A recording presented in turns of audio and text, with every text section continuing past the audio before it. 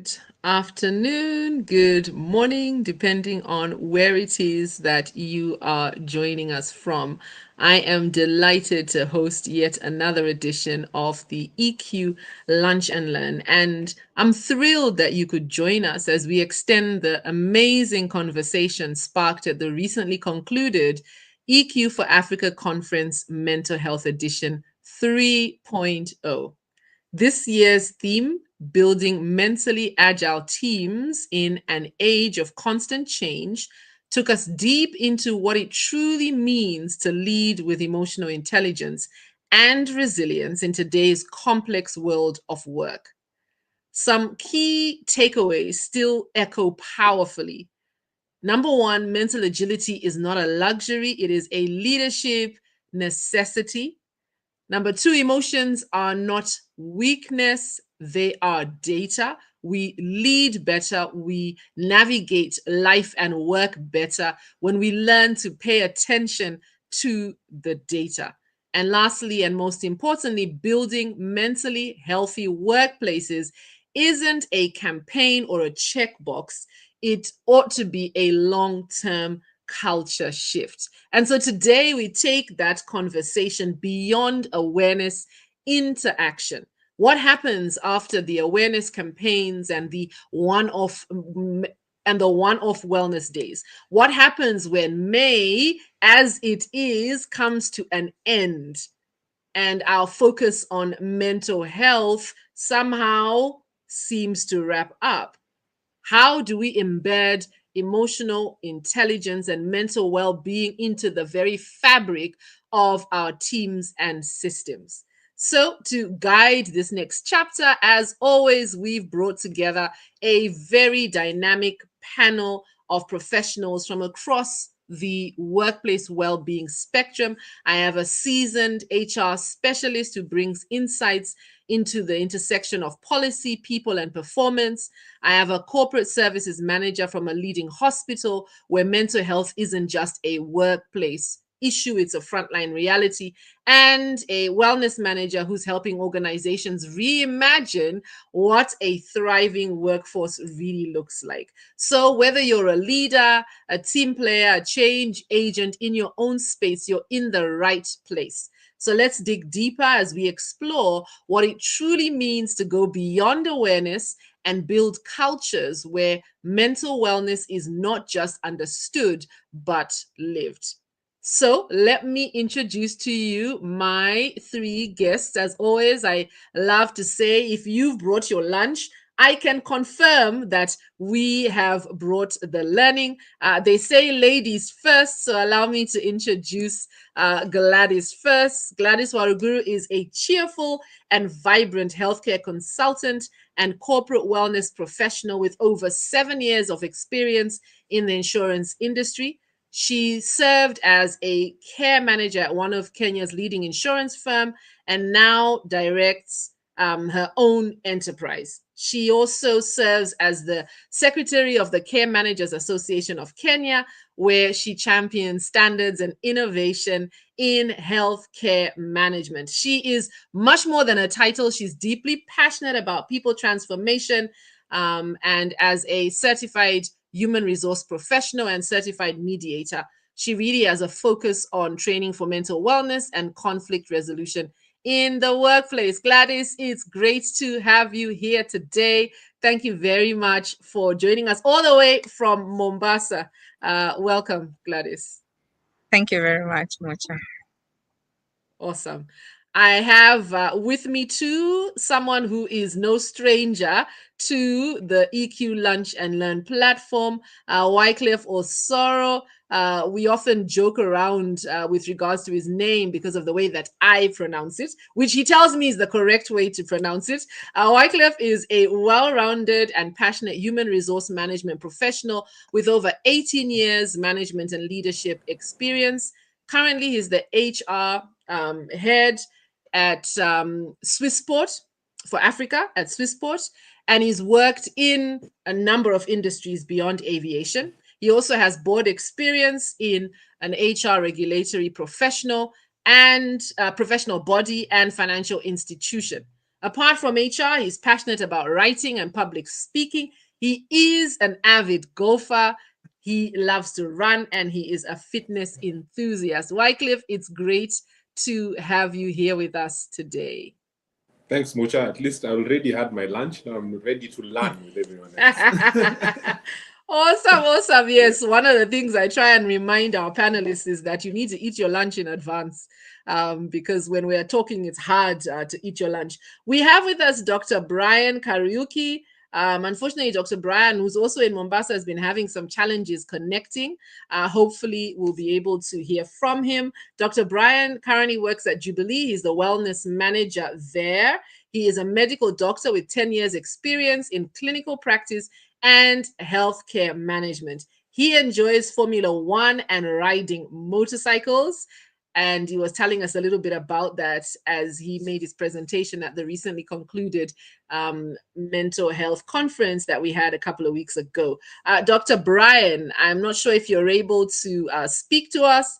I suspect he's still a little frozen, it looks.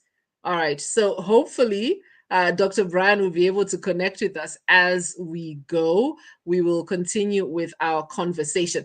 You can connect with our panelists on LinkedIn, and we will share their LinkedIn links so that you can connect with them even beyond our conversation today. So, Gladys, since I brought you on first, let me invite you first. I have a question that I'm asking all of you.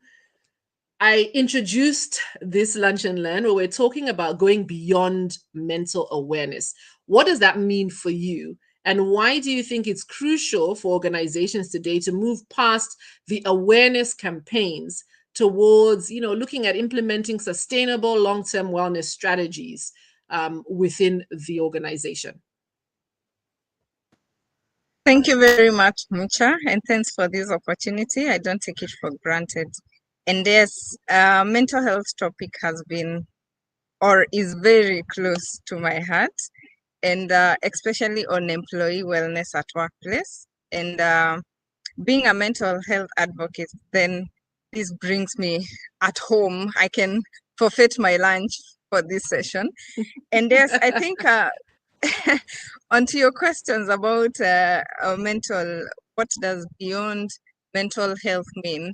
I mean, personally, I think this means going or extending beyond the traditional mental health care that we are used to, which is either treatment of mental illnesses or just having you to go for therapy. And now it's going beyond the professionals or the mental health professionals to who else is responsible for this. And for this time, as we handle either the HR or the leaders at workplace, them being responsible for their employee mental wellness, then it focuses on the holistic bit or brings in the holistic approaches about mental health, be it from the social connections to the support that you need to give your employees at workplace, and just to help people understand that you're made more than, you are more than your chemical makeup, if I could say it. Yeah, there is so much into the social interaction. Who do I interact with? How do people behave around me? How do I then need to respond to how they react to me, and to ensure that my mental health status, or I ensure at most mental wellness in personally. And also I could say that today's professionals or staffs are looking more, they are not looking more toward the compensations that they get at their workplace. They are more interested in the environment that support mental health. And so you'll hear most of the people ask, how is your culture like? Is it a toxic place? You know, those kind of things, because people have realized that they need their mental wellness at optimum for them to perform. And so have the employers nowadays, by the way, who embraced mental wellness at workplace and realized that if we do not have people who are mentally stable or who are not keen on their mental wellness, then we are likely to lose even on their productivity.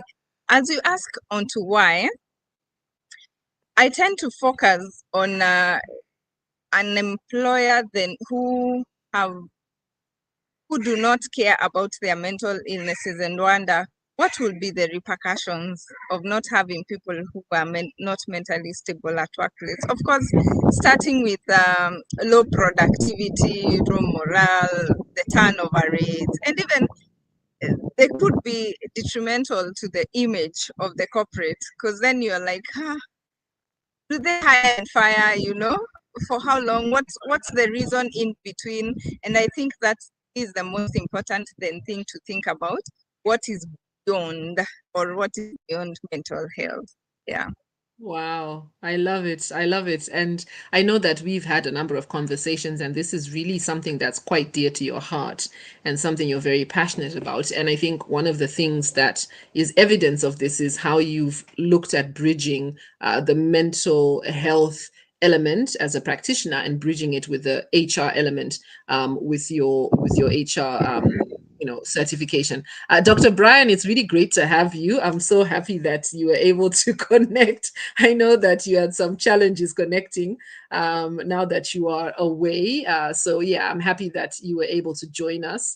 I have already introduced you in anticipation of hearing from you. So I'm glad that you were able to join us. We're just talking about what going beyond mental awareness means. Wycliffe, let me come to you to allow Daktari just to fully settle in now that he's joined us. And then Daktari, I'll come to you to conclude. What does beyond mental awareness mean to you? Why is it crucial for organizations to move beyond these campaigns that often end up just being a checklist? Yeah. Thanks a lot, Mucha. I think mental awareness is something that's also very passionate. I'm passionate about mental health. And one of the things that organizations can do, like you've talked about it, we all know that May is the month of mental health awareness, and we'll have a lot of talk around it. And so are those campaigns that will be happening. But we need to sort of move away from that to having it as a culture of the organization. I think the other day we were in a meeting and we were saying, how do I, because you have people in the workplace who may be dealing with certain situations or dealing with certain challenges in regards to their mental well-being. But as a manager, do you constantly ask them? And I think we were having a conversation with a manager who says, how can I ask the person every single day? So when I meet with you and I ask you, are you doing well? Is everything okay with you? Because I think we tend to want to only talk about how we're doing during those campaigns. But when it comes to the actual workspace, we're more focused on the deliverables rather than creating a culture where it's okay to actually ask every single day, how are your people doing? To be having very structured conversations with your people so that you can be able to pick out if there's any change in terms of the individuals that you're working with. The second thing is we are all constantly talking about it, but are we committing to doing anything about it? Because you can talk about mental health, mental well-being, and awareness of certain conditions or certain situations, but do we commit to doing anything around it? Or do we also just focus and say, you know what, it's someone's individual responsibility. We are aware there's something that's going on, we support you, we provide all that, but we don't take responsibility as organizations to say, how are we going to support our people and ensure that they have the right mental health and also mental well-being, because it's as important as even your physical well-being. So, and also for those who come up and say that, they have, it's a good thing to be aware and say, you know what, I can talk about it. I'm suffering from depression, or I have a certain disorder, but do we provide the right structures for people to be able to get the support and for there to be no stigma for people who come up and speak about mental health situations or who are very aware about what it is that they're dealing with. So I think that's what it means to really move beyond mental awareness where now we're actually taking responsibility, we are committing to things that we're going to do, and it becomes a culture in our workplaces. Yeah, I like that. So this idea that there are specific actions that an organization is taking in order to support the well-being of their team is what takes it beyond just an awareness campaign. And I think one of the things you mentioned that's really critical still is making it normal and par for the course when we have conversations about our mental health and our mental well-being, so that there is no stigma, because you could have all the possible options for staff to be able to utilize, but if someone still feels that if I mention that I am suffering from depression, for example, then it will be held against me, it will come up in my performance review, and so I'd rather just hide it. And I think that that's really, really critical, right? Creating the kind of environment where we can actually speak about what we are feeling. So thank you very much for that to both of you. It looks like we've lost Dr. Brian again, but I'm confident we will get him here, because I know he has some really great insights that he will share, especially around the work that they are doing as an organization. We were extremely delighted to have Jubilee as one of our sponsors at the conference, and he shared some of the things that they're doing as an organization, and we want to hear more. So I trust that he'll be able to join us. Welcome if you've just joined us. We're having a great conversation about going beyond mental awareness. That is our theme for today. And I want to invite you to say hi. As always, it's always good to know who's here. So say hello. Hi, Isaac. It's great to have you, Aban. Isaac Aban tuned in all the way from Ghana. Thank you very much for joining us today, Isaac. Please tag your friends so that even if they're not able to join us, and your colleagues, they can watch this later. If you are here, do say hello. It's always nice to have you. So a very big welcome to you, Isaac. So continuing on, Wycliffe, let me stay with you as I think of the next question. Yep. How do you think HR leaders in Africa are managing the pressure to maintain high performance whilst addressing the growing mental health needs of employees? So you talked about some of the things that we need to do and some of the actions we need to take. How do you manage the balance between that pressure to maintain high performance whilst also addressing the growing mental health needs of employees, especially in our current reality where we have culturally diverse teams and we have resource-constrained workplaces? I think one of the ways that we're able to manage the pressure to really, and it begins with individuals. So I think even as HR leaders ourselves, we need to be extremely aware of our own challenges. So if you don't have the right self-awareness, then that means you're blind to even, the needs of your employees. So I think that's the starting point, that we need to be very aware, self-aware ourselves, and then understand what are the issues that are causing, challenges to people, and sort of read the room in terms of what are the challenges that the organization is facing when it relates to mental health, and also be very clear about what are the levers that influence performance. In as much as we're thinking about performance and thinking about that, it's people who are going to deliver their performance, but there's a lot of needs, and mental health needs are just only one of the many needs that employees do have. Of course, there's needs for fair compensation, or really a great work environment. But what I see is that a lot of those things, when you provide them, they also support in terms of the mental well-being of employees. But the challenge is that, yes, there's the overall mental health and mental well-being, but then there's also where there's certain conditions. And you see, those conditions are not about what it is that you're providing, but it's like any other form of illness. So it's just understanding and what are the things that you can do extremely having a very well structured way of doing check-ins at all different levels. So if you're doing weekly check-ins with your employees or with your colleagues, you're able to tell whether there's anything that's affecting their performance. In as much as you're applying the pressure, because you're close to, there's a lot of pressure to get people to deliver. But if you're close to people, you'll always be able to tell that there's something that's not adding up when it comes to individual employees.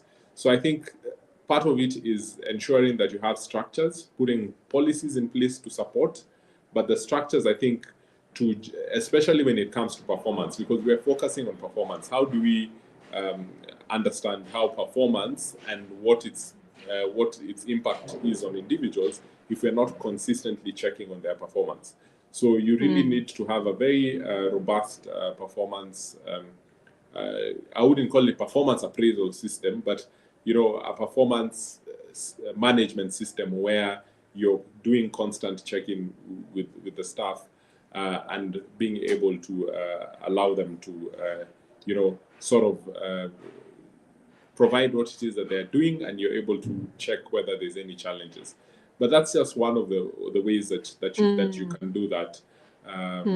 But of course, those of us who have certain programs in place, you can be able to look at, say, for example, if you're looking at, we work closely, say, with Jubilee and certain providers who provide you with, sort of an analysis of the kind of issues that you're dealing with. It may not be individual. It's not individual, actually, because of purposes of, confidentiality, but you can be able to get the trends of where is your expenditure, say, on your medical scheme going through, and what are the causes of those particular issues. And you can be able to link that also to mental well-being of individuals. I love that. I think that those are really, I think there's two things you've said that have really struck me. I think the first, we often look at performance management as more something where we're checking into this is what you've achieved vis-a-vis what you were meant to achieve. And I think the idea of building in genuine check-ins to that process of managing performance is so critical.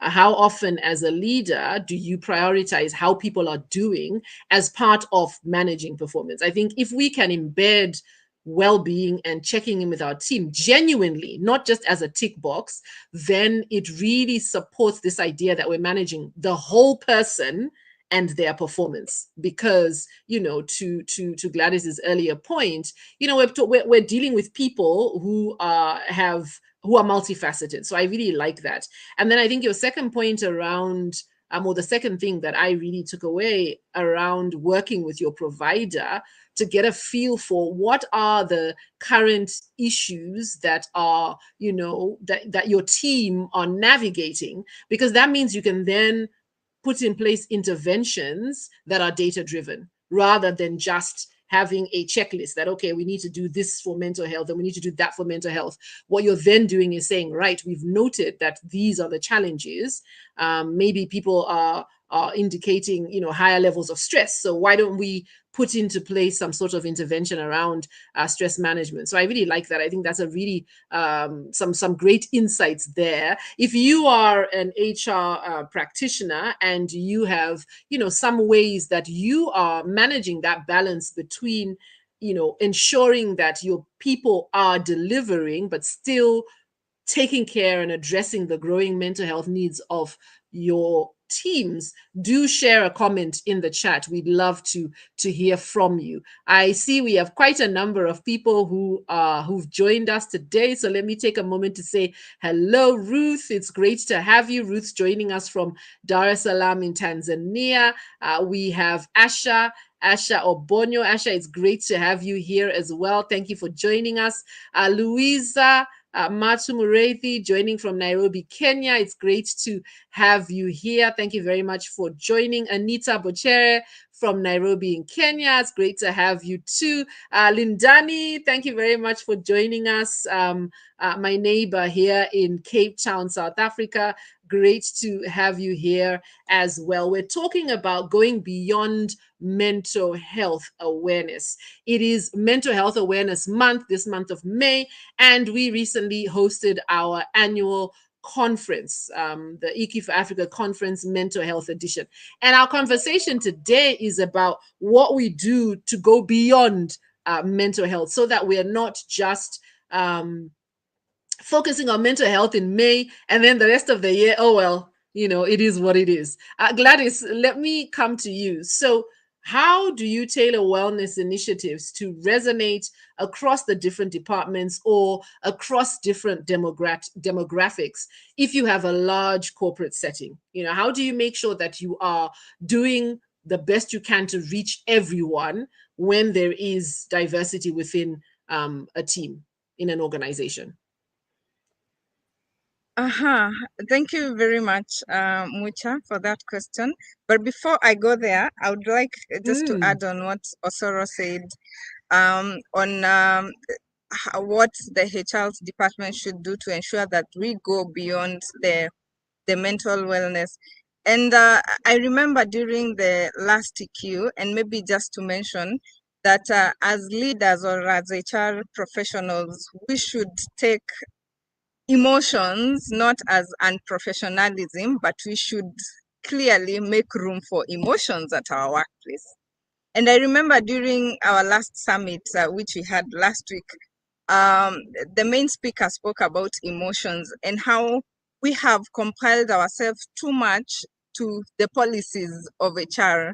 And an example she gave, which was very touching, is when do you give compassionate leave for your staff and for whom? And the HR policy says for the nuclear family or blah, blah, blah. And she was like, if an employee came to you and requested for a compassionate leave for a grandmother, are they entitled to the same? Do you give them even permission to go bury their grandmother as they mourn them? And she was saying, if you are a good leader or a good HR, you should have either gotten into, close to this employee to understand that this is the grandmother who raised her in the absence of the mother. Yeah. So if you have had good relationship with them, have known, their history, at least a bit of their history, how are they brought up, where were they brought up? And so when they come and tell you, I need a leave to go bury my grandmother, you would passionately give them permission.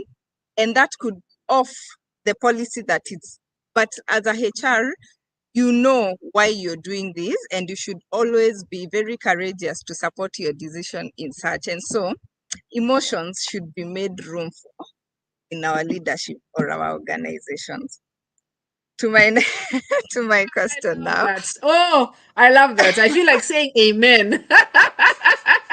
I agree 100%. Yeah, Osoro is just smiling. But yeah. No, I mean, it's an interesting conversation. We just concluded our CBN. We had a conversation around compassionate leave.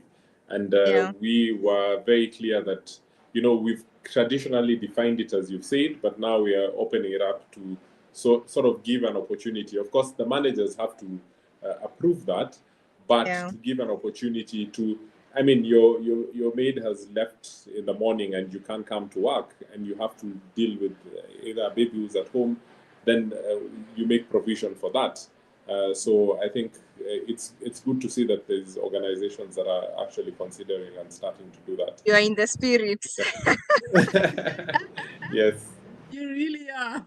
Yeah, to my question on how do we tailor make the wellness initiative in big organizations to include all the departments. What we as Chiromo Hospital have done and beyond, when we approach a corporate to do their wellness, it be employee wellness programs, we advise that first we do a need assessment survey, and this will help us to know what is really ailing in that company and help us to target, or rather to accomplish the objective of the initiative, the employee wellness initiative, which then we give feedback to the leadership. Of course, we have to have the buy-in of the top leadership, so and permission for us to survey. We do it mostly, it's anonymous, just to assure the employees that this is not a HR project to fire them, or they are not witch hunting them. And it has really worked because our objective has been achieved, because then we are able to know, are your people suffering from mental, could we say alcoholism, and what can we do about them? It guides us to what then the corporate needs to do to enhance mental wellness at workplace. Apart from that, we also ensure that we design, and now after getting what is really in the corporate, we design an employee wellness program depending on the needs of the corporate, which then we ask for the HR permission now, of course, to support us. So the HR is the one to do all the communication. But of course, for the recent one that we've done, we've asked the HR, you could give us, the statements that you're going to use to communicate to the staff. And reason being, them not being medical professionals or mental professionals, they may miss out on something that really needs to convince staff there, or rather to cooperate during the initiative. And so we cooperate or collaborate with Charles and ensure that the process is very smooth. And of course, we also need a lot of input from the HR, so that we understand, starting from the culture of organization, what support do the staff need or the HR need from us, because there is also diversity in the corporate world, which we must also take in account when we are implementing this initiative. But above all, after implementation, then also consider what are the activities, how are we doing, like what are we promising to do to the corporates? If it's the EAP program, how will my people get help? Those are questions raised by the HR. How do they get to reach to the therapist? How do they get to reach to the professionals, to the financial advisor? And all those, discuss with them and give them accessibility for their services and the support they need. But of course, very importantly, ensuring that we convince them and we communicate that they will confidentiality with their information. Yeah. So that they don't say, no, yeah, I told you by diagnosis and you went and told Mr. Osoro the same, so he's out there I have bipolar.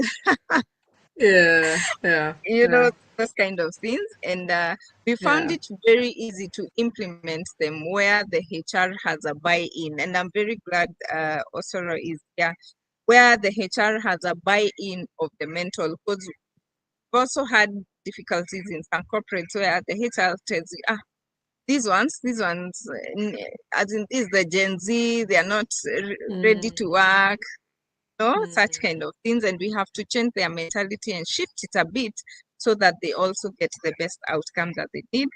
But apart from that, we after we start the implementation, we also rely more on the monitoring and evaluation, where we rely more on the feedback that the employees are giving, the feedback given by the leaders or the HR department, and even to a point of so that we know where do we tend to change and what processes do we change at what point, and could we wait for others to change them at the end, and also so that we get we get to achieve our objective.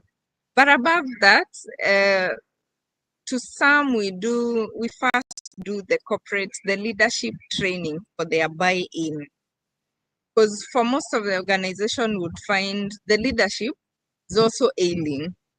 So they're asking you, instead of attending to us first, why are you interested in the lower cadres and you've not attended to our needs? So we do the training.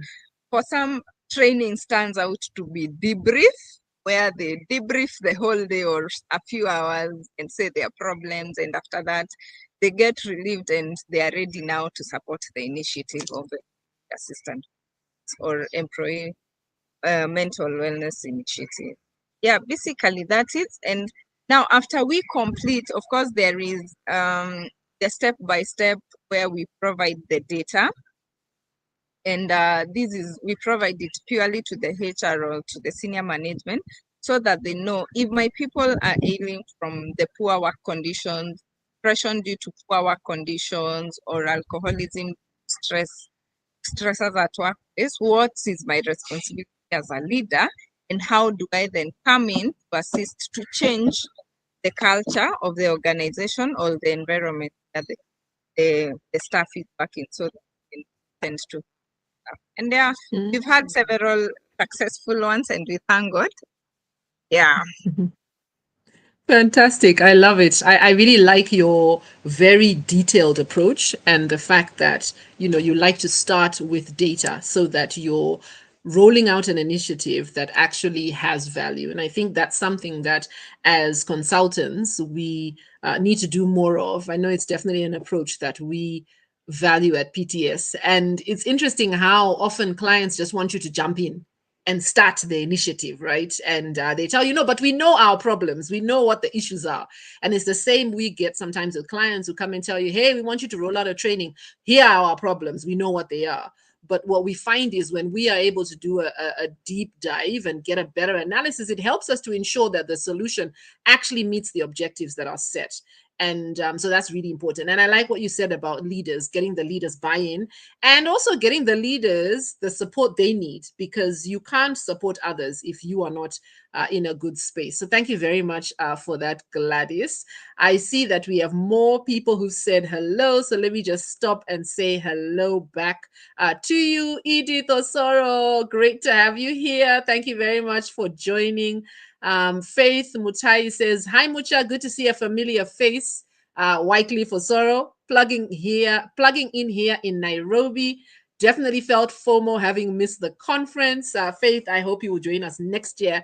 We are working at ensuring that next year's event is a full day. So please mark your diaries. And actually, I can even tell you the date that we are going to have it next year so that you can prepare yourself accordingly. The conference was a huge success, and everyone who participated mentioned how they came away with some practical insights that they could utilize for themselves and for their teams. Next year, it will be on the 22nd of May. So that's 2026, 22nd of May, most likely at the same venue. So do make sure you're following us so we keep sharing updates with you. We'll also be doing a few more things throughout the course of the year so that we go beyond mental health awareness ourselves. And it's not just about having the conference once a year. Wycliffe, let me come back to you. Oh, did I say hi to Felix? Felix, I'm not sure if I said hi to you. Joining from Mombasa. I see we have quite a few people from Mombasa Felix in the house. Felix is actually my colleague. Great. Thank you very much. You. Thank you very much for joining, Felix. It's good to have you here. Yes, Faith, it will be a whole day because we keep getting feedback that the morning is not enough. And actually, we were scheduled to finish at 11:30.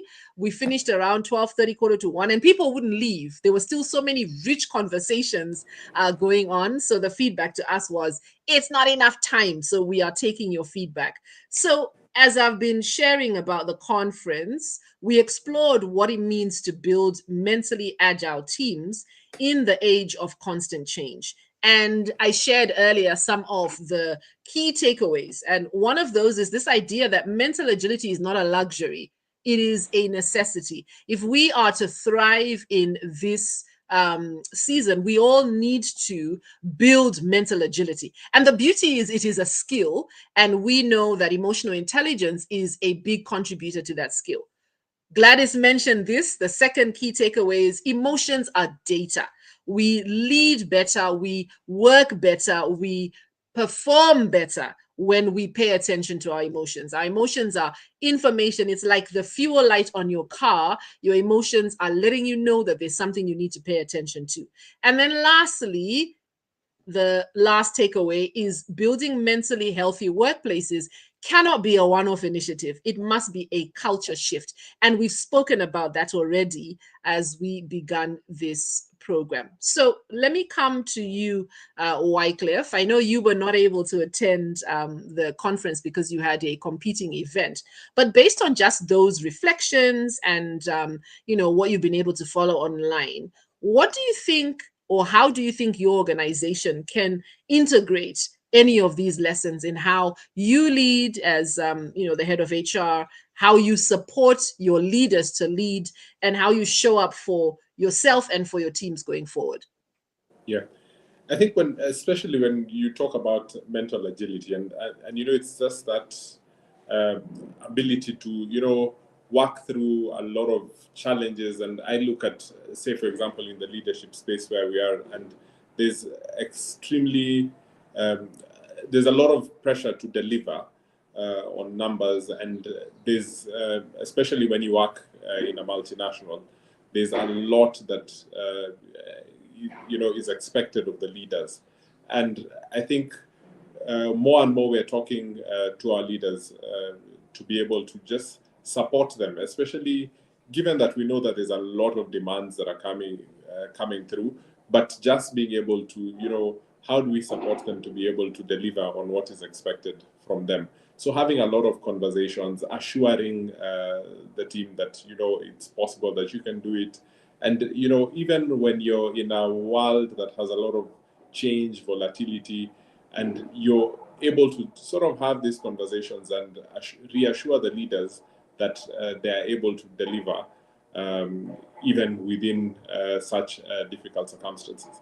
So there's a lot of change that's happening, and we constantly try and have conversations around what is the change that's happening, what's the impact that it's going to have to us, and how we can be able to adapt to these challenges, and assuring the team that, we can be able to ride through this. So that's one of the things that I see that, and you really need to push that to your leaders. And we have a lot of conversations around that ourselves. And I think one of the things that we do and in our organization is we've sort of established something that we call red rules. And part of the red rules is around things like, are we giving people opportunity for them to rest and be able to take time off as one of the indicators that makes the place, a really great place to work. And we're talking about that as one of the bare minimums. So even having conversations around, even the restrooms, we're in a highly operational environment, and we want to ensure that while people are on their breaks, within the high pressure to deliver, of course, to ensure that all our customers depart on time, that people do have a place where they can be able to decompress, and what are the things that we can be able to offer there. So these are things that are sort of minimum. And another thing that we also talk about is when you look at things like training, which is a very important thing, that people are well equipped to do their jobs. Because if you're asking people who are not well equipped to do their jobs to do certain tasks, then it's extremely stressful for them, and it may lead to them having challenges. So, and also another thing that we focus on is ensuring that we have the right numbers of staff. Because if you don't have the right numbers of staff, then it means people are,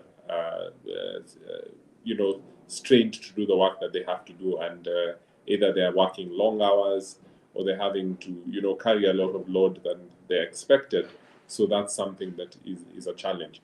So when you look at all those, and for me, that is part of building a mentally healthy workplace. Because you're not just looking at, because a lot of time we look at what's going to impact the individual without looking at what are the surrounding circumstances, like having the right, rest, having adequate leave, knowing how their roster is going to look like. I think that's one of the things that's very important, and also having stability around that. Of course, we do, in the aviation services industry, there's a lot of changes. There could be delays, there could be cancellations, there could be a lot of things that happen. But trying to, have stability in terms of, I know I'm going to come into work on this number of days throughout the week, whether it's at night or during the day, and for how long. Those are some of the things that we're doing to ensure that, we're creating a mentally healthy workplace. Of course, it's a journey. You don't get there, by just doing it one-off, but we are constantly improving on what it is that we want to do. And one of the things that we want to do a lot more, and we've had conversations around leadership, is how do we involve, especially the different generations that we have in the workplace, and how are we able to sort of get their feedback. And I think one of the challenges is a lot of times we listen based on our generation, and we do not want to get feedback from people who are not thinking like we are. So I think that's one of the areas we want to see how we can be able to improve on that and use, the diverse nature of in terms of diverse generations that we have in the workplace to be able to create a more healthier workplace than we actually have. I like that. And that's very much linked to comments that Gladys made earlier. I think when we're talking about going beyond mental wellness and understanding that an employee is coming to the workplace and the environment within which they work can go a long way towards supporting them as far as their mental health is concerned and their emotional well-being. And I think that when as organizations we are intentional about cultivating that space, so going beyond just the leader, but even to the nuts and bolts of the space and how things are set up. And I like your point around just even having that clarity around your work. And I'd like to imagine that even translates to supporting leaders to understand that when expectations are clear for staff, it helps them to work better, to have that peace of mind knowing this is what's expected of me. Whereas when expectations shift, you never know what is expected of you, or there's a lack of clarity, that also affects your well-being. Gladys, I want to come to you on the same question, right? So what are some of the things that you think are possibly easy to implement? And you have a number of hats you wear, right? So as an organization that's supporting other organizations, as an individual who's passionate about mental well-being, as a person who operates in the space of insurance, what are some of the things that you came away from the conference buzzing about? Because I know you were there, and you were one of the last people to leave, right? So what are some of the things that you're taking away? 100%. What are some of the things that you're taking away that you're excited to implement? Thank you very much, Mucha. You did have to tell people I was the last one to leave, but anyway. Too many good conversations, that's why. Yeah, on the mental agility, and really what struck me was the change of culture, or what culture are we building at our workplaces, and what is the need for us to ensure that we have a positive culture at workplace as leaders, as human resource professionals. And most likely, a lot of information was put across about learning from the different generation, and Gen Z took the day, in the space of AI, and what do we really need to ensure that we optimize on the information that we receive, or the feedback we receive from the Gen Z employees that we have at our work. And to me, that struck me really hard. And I went ahead and thought, is there something like, mentorship is always described as the old or the more experienced, mentoring the less experienced or the young ones. But I also found out that there is a reverse mentorship, where the young one mentors the old. And I think this will really have to struggle, especially for us, the millennials, who think the Gen Z are always wrong in the wrong places anyway, every time. I think that's some of the things I learned about agility, and also being vulnerable to your staff or your subordinates. What are these life experiences that you can share with your staff so that they may learn from your mistake or from your successes that you've had earlier before, and you opening up? And to what point do they even get to listen to you? And to me, that then became a relationship issue. At what point, or what relationship you have with staff? Do they know you, oh, as a leader? And so it's yes, madam, yes, sir, yes, madam. And they cannot express themselves, and they cannot give you room to express yourself for you to learn on what to improve the organization. On the issues of emotions as data, these, of course, I have mentioned it before, earlier here. And I think for me, it's about what feedback do you get, what relationship do you create with. At what point can an employee trust me and be honest with me about their feeling, about their struggles, what they are going through that either is affecting the performance, or how do they want to be treated? How do they want to be appreciated at workplace that makes them feel that they belong? And for this then to to translate to performance of the staff, but also to listen more. Yeah, talk less and listen more. And somebody mentioned in a social group I was in fact, last week, and said, for the leaders who talk, if you go into a meeting and your boss your boss want to talk, like the meeting will take 2 hours, but 1.5 hours, it is him only, yet the meeting had 10 people, then the company will be as good or as bad as that person. So if he is a bad person, you've no choice. The company will be as bad as that person. If the person is good, then it will be as good. But if the team members do not take his talking positively, then it will be as bad as, because you're talking less, you're talking more and listening less. You have no time to give to your fellow colleagues to say what they think, what can, to express what can lead to high productivity at workplace. What do they need to do to better the employee engagement at workplace? And also to keep now the track what is happening on the ground. And I think I'm biased about the relationship, manager-staff relationship or leader-staff relationship a bit, because in all these things must have a good relationship. Staff. On the building of the mental health workplace, and this one I tend to think it's more about how do we then get to sensitize the staff to talk more about their mental their mental well-being, about how they feel about the environment. How can we even as leaders get to train the mental health champions, will then champions the conversation or normalize the conversation around the organization, so that then we also get rid of like stigma.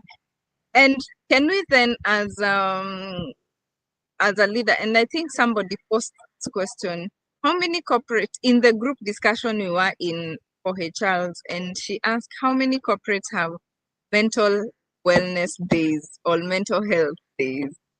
And I think there was only one representative who raised her hands. And I think it's up to us as leaders and as HRs to think about, can we sign in like 3 days in a year or 4 days in a year, such that every quarter an employee has a mental health day that they can rest or work from home, or maybe can be off network, or such kind of things, in order to work better.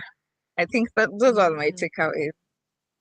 Wow, those are some really great takeaways. I think that for those of you who were not able to attend, what Gladys has shared has just really enriched the reflections that I had shared in terms of the takeaways.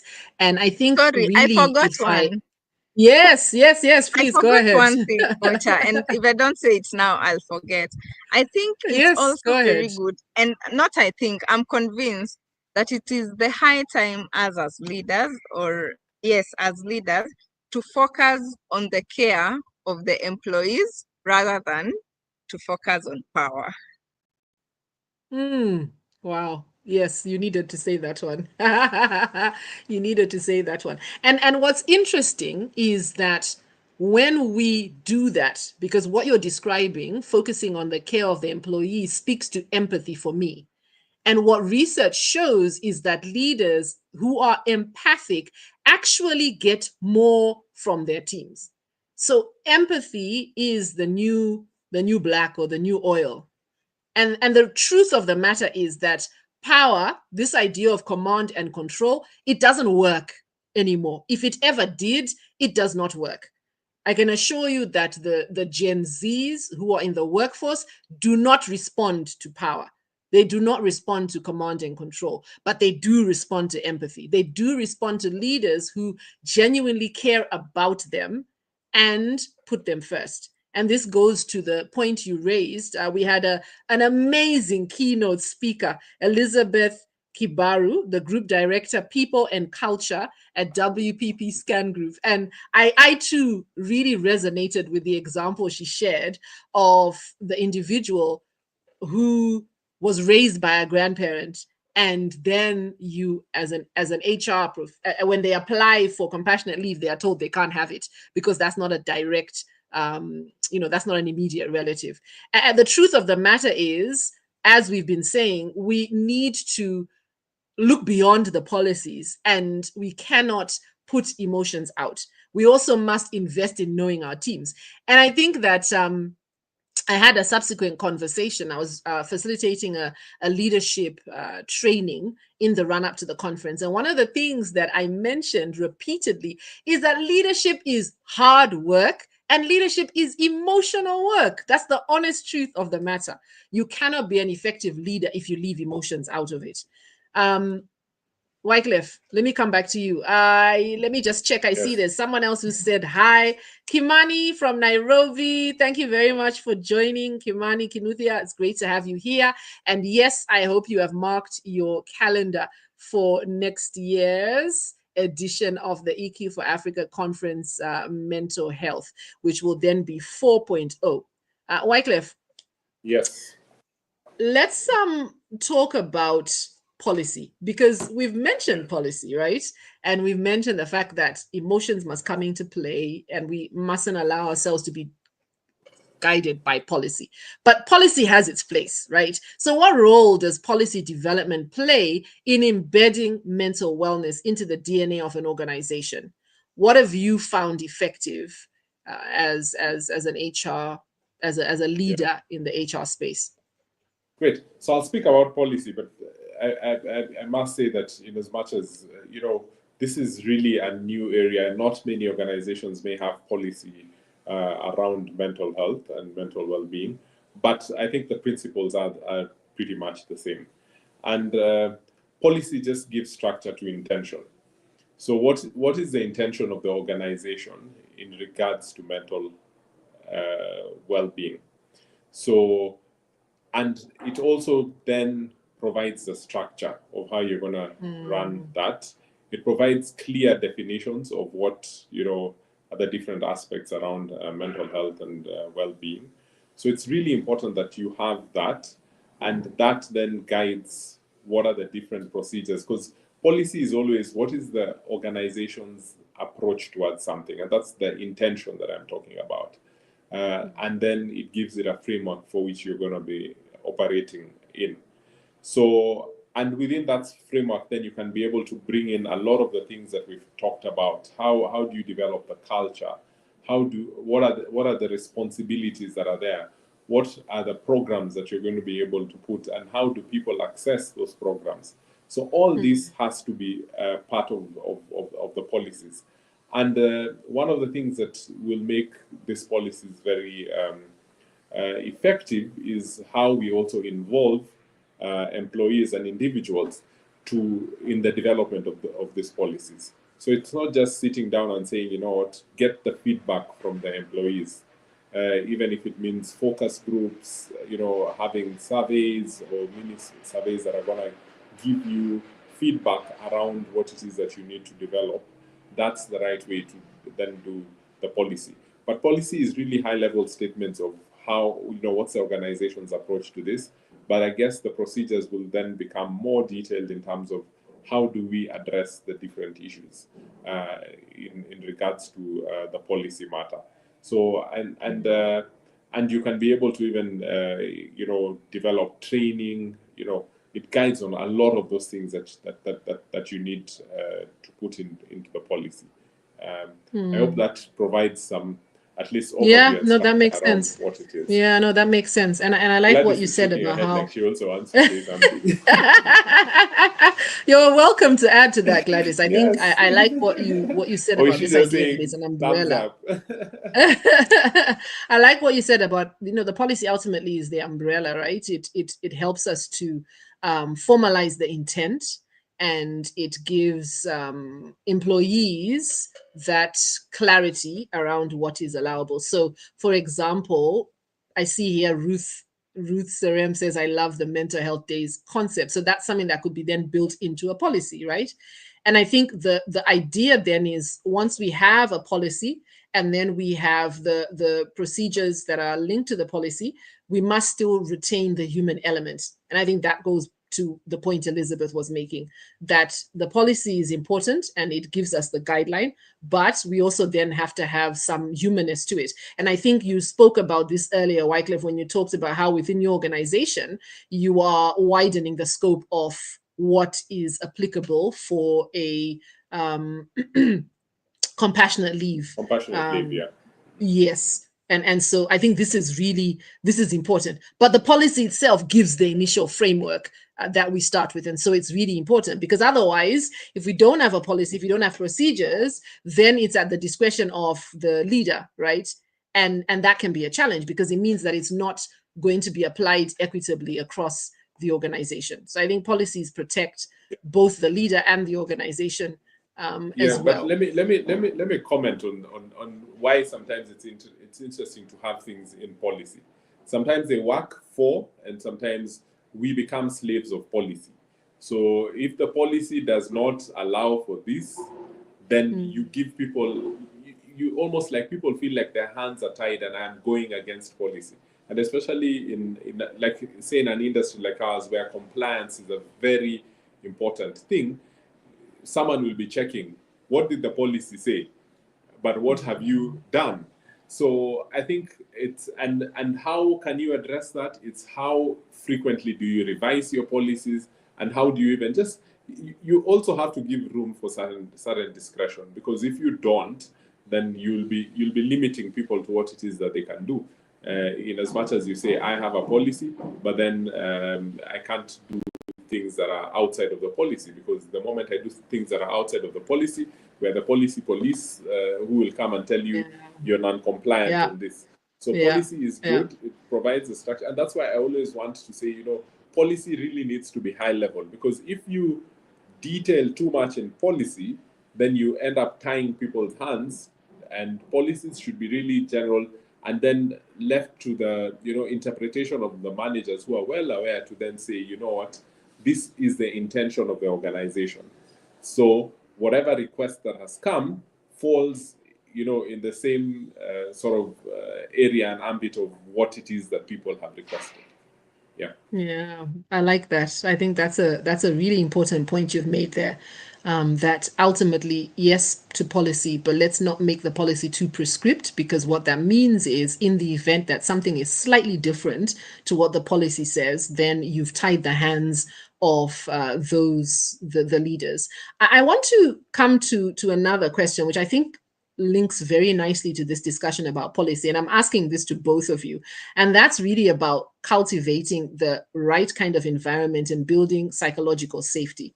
Because, you made a point that's really important. Wycliffe, I'll stay with you and then we'll come to you, Gladys. You made a point that's really important here. You talked about the fact that there could be those who then act as policy police. And so that means that leaders, for example, may feel that they cannot take certain steps for fear of the consequences, right? And so where or how do we build a culture of psychological safety that then allows leaders, for example, to feel as though they can work, not outside policy, but within the overarching principle of the policy? How do we create psychological safety so that employees themselves feel safe enough to speak about some of the challenges they're facing, right? Someone may not feel comfortable to come and say what they're battling with because of the fear of the possible consequences. So how can companies, how can leaders create that psychological safe space where this mental agility we're talking about and the vulnerability we are asking of leaders and of team members, can be a reality? Yeah, no, that's a very interesting question and interesting space. I think in terms of how do you create psychological safety, I think a lot of it starts from the leadership. And the leadership is about empowerment, or empowering those who are working with you. If the people working for you or as a leader are not empowered to make decisions, for sure there's no way they can have psychological safety. And people need to be in that space where they can be able to make decisions. And then if there's any and when you're talking about agility, it's pushing people to, you don't have to wait for me to be able to make a decision on something. And also as a leader, when you empower people and let them know that, they are the experts in their specific areas, they can be able to make the decisions around their specific areas. That gives them the power to be able to, have the confidence and the psychological safety that even if I do this, then I'm doing the right thing and it's within, my power to do that. But then how do you deal with it when, say, for example, someone did something that's within their power and their control, but was either contrary or maybe was not the right thing? I think a lot of this is how do you choose to address it? So as leaders, I think it's if you want to address it in front of everyone else and make someone as an example, then you've killed it. No one will ever do anything within the organization. So you have to also as a leader find a way to address some of this where there's been a deviation. Yes, you did this. You did this very well, knowing that was the right thing that you want to do, but unfortunately it was not. Let's have a conversation around it. What was driving this, and then let's say, okay, we've picked the learnings from it, and let's move on. And once you move on, and there's no further discussion around it. Not that if there's anything else that happens another time, you say, you remember last time you guys were not able to do this, and you made the wrong decisions. But dealing with that incident, closing it off, and picking the learnings from it and moving on. And just because you also don't want your leaders to be too scared to make decisions after one fall, because you'll always make mistakes. But the challenge is when people choose inaction, where you end up not doing things because you don't have the power to do things. I think it's worse than just make the decision as a leader or the leaders who are working for you, and then they can be able to take the consequences later, and they know that the consequences is not punishment. It's really just what have we learned from this and how can we make it better the next time. That's how you create the psychological safety. I think that's just so important, right? How we deal with the mistakes people make really goes a long way towards cultivating the kind of environment we want. If the message we give out says that making a mistake is costly, it's going to get you embarrassed in front of everyone, or speaking out about something is costly, it's going to come up on your file and you'll have it discussed every single time you have a performance management conversation, then we're killing psychological safety. People will not speak out, which means that they are unlikely to say when they are not doing okay, when they are struggling, when they are overwhelmed, when the workload is too much. They're just going to die silently. So I agree with you 100% that how we deal with things when they arise really does set the tone for how people will share in the future. And I agree as well on this idea of giving your people some sort of autonomy, right? So release the reins and don't micromanage so much, because that also allows to build this psychological safety. Gladys, I'd love to hear your thoughts on how we can cultivate psychological safety. And as Gladys answers, if you have any questions for my panel, please type them in the comments, whether you're logged in on Facebook, LinkedIn, or YouTube. We will receive your question and we'll be able to ask the panel. If you have a question for a specific person, you can say this is specifically for, or you could just share your question in general. Gladys, over to you. Thank you very much. I have not much to say, having Osoro expounded very well and being the HR professional. I think Osoro should be my mentor one of these days. But anyway, the chat. But yeah, how companies can ensure or create psychological safety at workplace? I think it comes, the leadership has a lot to do with it, from how we carry ourselves at workplace. Do people trust, can people trust and respect us? And if so, can they give us their information and have an open communication or conversation about what's going on and how they are. And I think also a leader should go or should be proactive, you know. We are used to these greetings of, how are you today, Mucha? And I'm passing. And so I don't even look at your, you know, facial expression when you're just saying it's fine. And I think we've also been conditioned to, I'm good, I'm fine. I'm good, I'm fine. And we've taken that so well without asking yourself how, like, or your colleague, how did you sleep? And if they had a sick child, and I'm taking this from the last EQ summit we had, they have a sick child. Ask them, how is the child, by the way? Did you guys go to the hospital? If they had asked for permission yesterday, go that an extra mile and let people feel that you're in their space and you understand how they feel and the struggles they are going through. But because a lot of also collaboration, I mean, people have also always trusted, especially HRs, to have their solutions at hand. So when I go to Wycliffe and tell him, by the way, my leg has been paining, I think I need to see an orthopedic, I expect that Osoro tells me, by the way, I know an orthopedic somewhere. You know who can go and see you. They need to feel like, or people have this notion of, I need the solution now. You're my HR, my employer. So if it is finances, I need you to tell me, by the way, I can give you an advance by next week, month. You know, so I think what we can leverage on at this point as leaders, and especially as HRs, for people to come, or for people to have that feeling that we can own their problem and help them, develop partnerships and relationship partnership collaborations.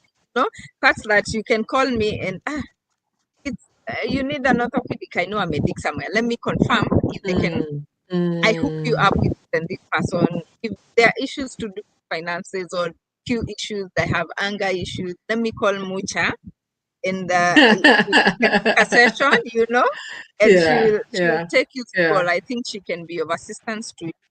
Such kind of things to get off, because even as we're human, or rather even leaders, we're human, we also need a space where we can offload our luggage a bit, and this can only be done through other.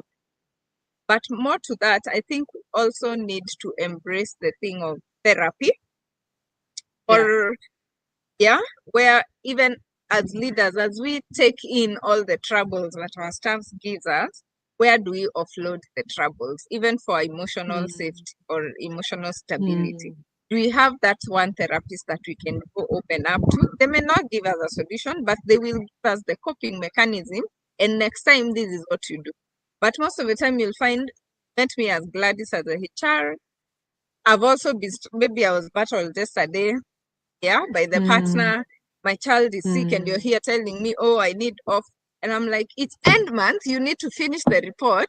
You know, how do we maintain our emotional stability such that even if I'm going through things, how do I respond to other people's issues and respond them with a lot of empathy, like you said, and how do I then even follow up? Because I'm also have an ailing child, so who should follow up with?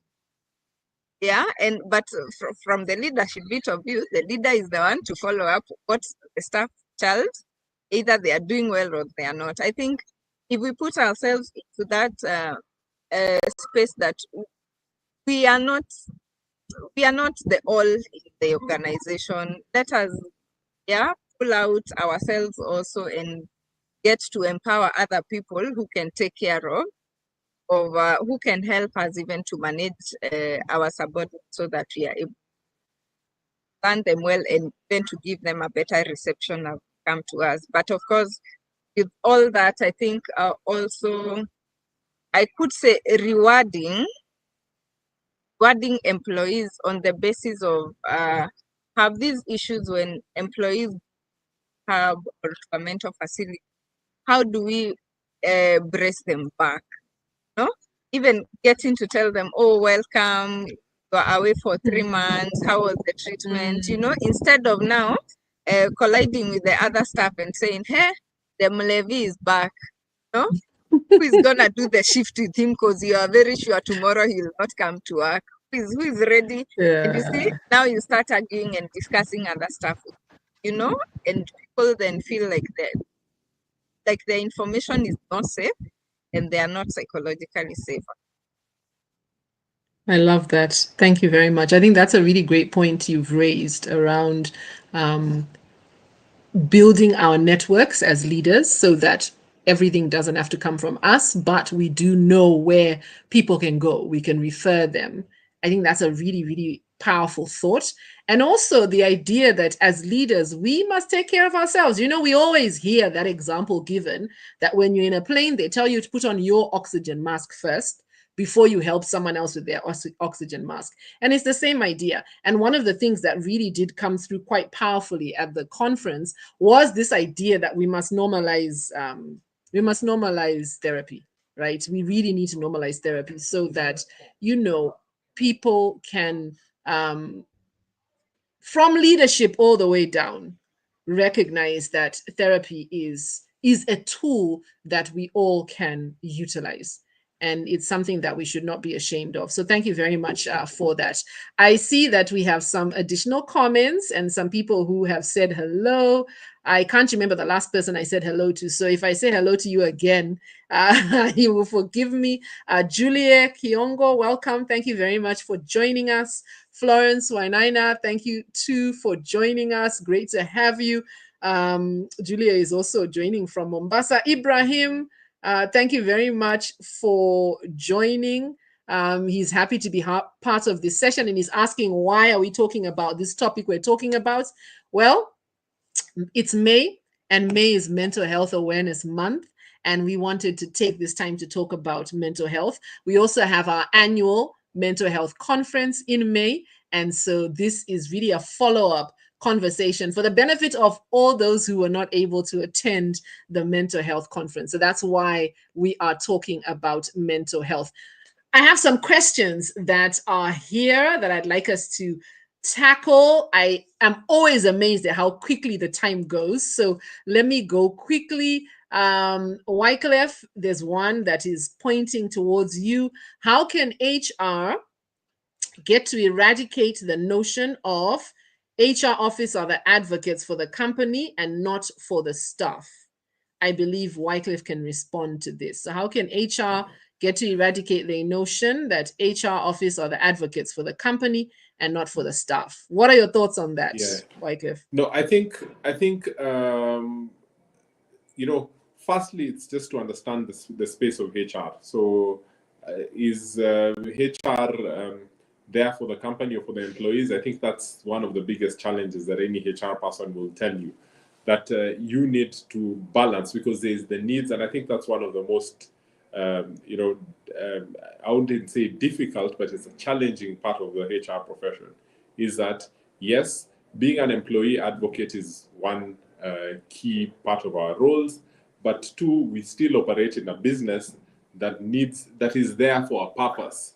So you need to be able to, you know, I think you need to be able to speak about the things that you do in terms of, you know, what support you're going to be able to provide to the staff. And I think one of the, I don't want to say that it's a thankless profession, is that a lot of times the employees do not know what happens behind the scenes when you're really, really pushing for their welfare and well-being. You know, it always, what they see is the end product, but they don't see the challenges that you face before you get that end product. to the employees. But how can it's a perception. Sometimes perceptions are difficult to push away. But how can you be able to? I don't think that it's something that Faith, you're going to be able to eradicate. But it's how people, how open you are and approachable. Say, for example, as HR, so that even when something is not possible, you're very clear about why it's not possible, and you share that with the employee. Rather than just say, the company, it's put the context and say, why is this request not possible? When is it going to be possible? It's and not fearing to engage with employees. Of course, there's a lot, like I've said, that people don't get to see in terms of what it is that we do as HR professionals to sort of set the right climate for the organization, where the people who drive culture, and I like the way a lot of organizations say, it's a people and culture head, because you really influence that through the leadership. But remember, at the end of the day, people are organizations are in business. They're in business to make money. And so a lot of times there's a lot of things that we want to do for employees, and we really push for that to happen. But sometimes it's just not possible. It's not practical to be able to deliver what it is that employees want to do. So I think we're not going to be able to eradicate that. People need to know that this is one of the things where you play, you almost play on both teams. It's like, it's a very difficult thing, because employees expect you to play on their team alone. Management may expect you to play on their team alone, but the fact is that you really are in between, and you have to look at the interests of both the employees and also the organization. And I always say, organizations, there's nothing like management or the company. These are people. Even the people in leadership are people. So and a lot of times I say, you're advocating for people. And maybe a quick example is, a lot of times in leadership we push to not have very, maybe say, good medical covers or benefits until it hits you as a leader yourself, and then you realize, oh my, I was actually also an employee. If you don't have very good offboarding processes, when you're leaving as a leader, you suffer the same. So I think it's just like the Bible says, I don't know if it's the Bible, do unto others as you like them to do unto you. Yes, I think that's Indeed, really, indeed. Yeah. I think that, when HR professionals, so I think that let me try and think of how to say this. I think that it's not so much getting bad news that is the worst. It's how the news is delivered. And I think that from an employee perspective, it is the truth that as an HR professional, you're not going to be able to do everything that employees would like. I think it's how we communicate where the challenge comes. And I agree with you, Wycliffe, that as HR practitioners, you do have one foot on either side. But I think a lot of the challenge comes because of our inability to communicate effectively to both sides, right? Our inability to communicate and showcase the value of the well-being of our team and how it drives the bottom line. And then equally, our inability to come back and openly share what we are advocating for and what we've been able to achieve.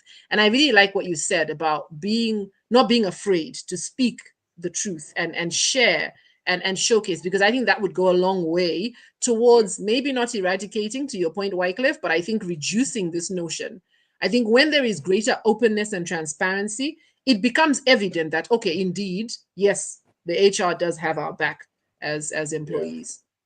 Yeah, but I just want to make one controversial point. I'm not usually controversial, but I do appreciate that there are some professionals or HR professionals who do not act as HR professionals.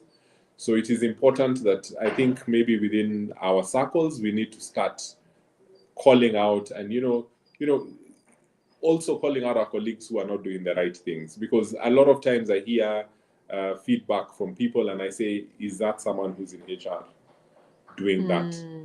And it's so how can we also as HR professionals get into that space where we can be able to call out people who are doing practices that, within ourselves as peers, say, that's not something that I think you should be doing as a HR professional, so that, we're holding each other to account. Because a lot of times, yes, you may be great in your space, but then people are having some interactions from another HR colleague, or people actually say it to you. Maybe you're in HR forums. I don't know, like Gladys was probably at the Congress. You can be able to challenge people and let them know, you know what, some of these things that we do as HR people, it's not the right thing. Yeah, this is the right thing that we're supposed to do. Yeah. I like that. I like that. I think holding each other accountable is critical. Thank you very much for your question, Faith, and I hope that you've gotten some insights from it. I see another comment from Faith. Our leaders modeling emotional intelligent behaviors in handling stress and feedback. In addition, it would be prudent for emotional intelligence training in leadership development programs. 100% Faith. I agree with you. I think that for me, emotional intelligence in this age that we exist in is not a nice to have. It is a critical skill, because it's emotional intelligence that enables leaders to have that people approach that Gladys talked about, where you care about people. We talked about the idea of empathy, and at the heart of empathy is emotional intelligence, right? It's when we understand, and when we understand what empathy really is. I think a lot of times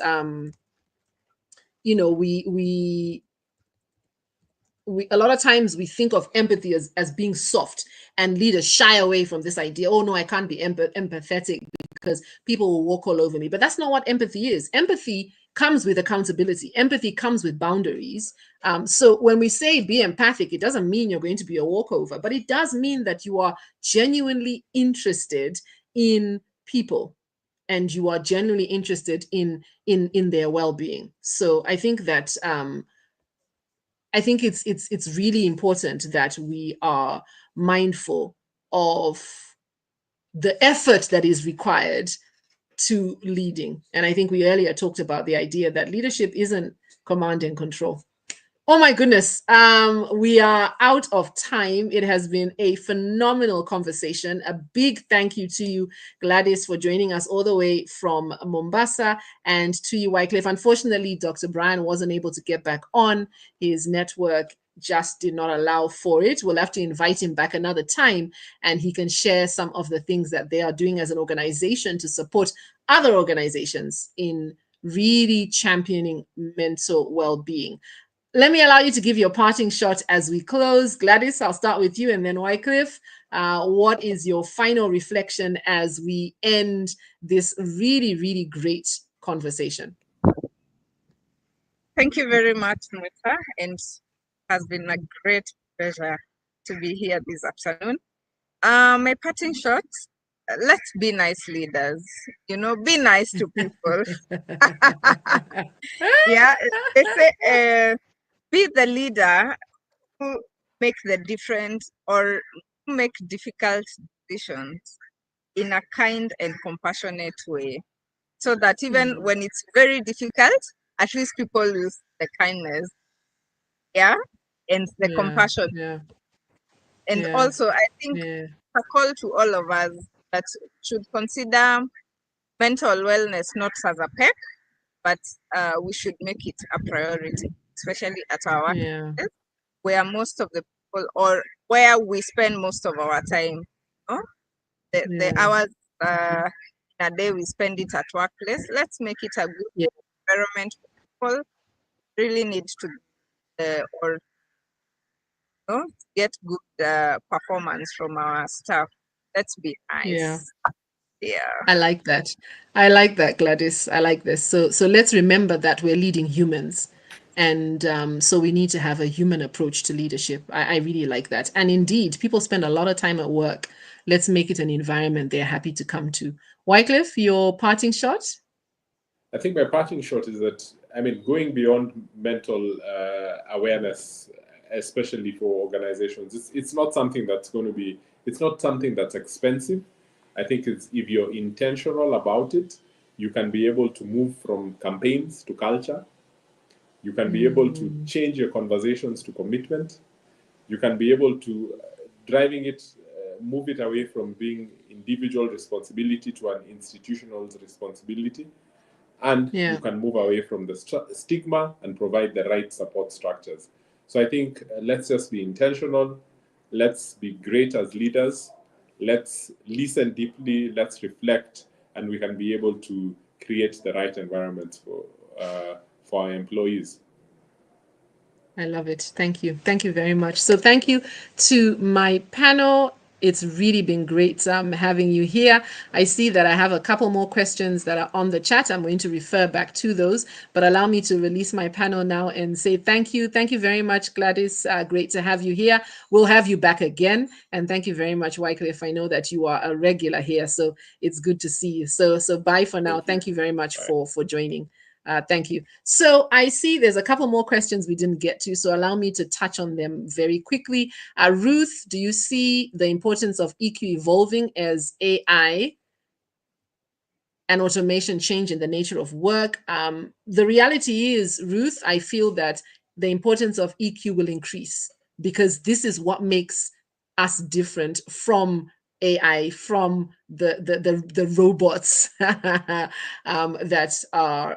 we're interfacing with on a regular basis. I think it will become more and more important for us to have emotional intelligence as a critical skill, because that's really what will differentiate us. I think how we interact with people, how we interact with each other is going to be more and more critical. And Ibrahim, I see you had a couple of questions here. Best ways to handle work stress, and how can you have self-awareness while maintaining a healthy relationship in the work environment as well as in other places? I think that your second question actually helps to answer the first.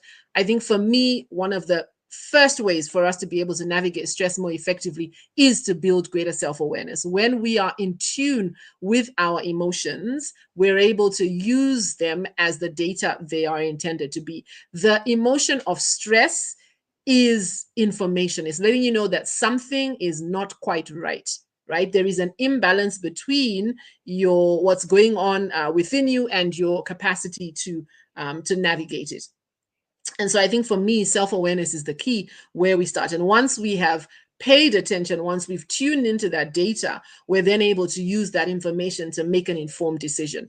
I think the second thing about stress is we need to ensure that we're not waiting until we're stressed to incorporate stress relieving activities into our lives. Stress relieving activities should become par for the course. So that means that we need to take up hobbies, we need to build relationships, whatever it is that helps to relieve stress. And that needs to be something that happens, intentionally, because what that does is it builds our capacity to navigate stress. So those are some quick answers. If you'd like to learn more and develop greater emotional intelligence for yourself, we will be bringing back our quarterly EQ 101 webinar series. And so watch this space, follow us on our socials, and we'll be sharing the dates for the next edition of the EQ 101, which is our quarterly emotional intelligence webinar, where you can begin to strengthen this critical skill. We've gone over time. Let me say goodbye for now.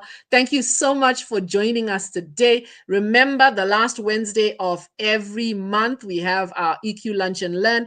And so diarize the next one. We'll be back here again the last Wednesday of the month. But thank you. Thank you so very much for joining us today. It really has been such a pleasure. Goodbye for now.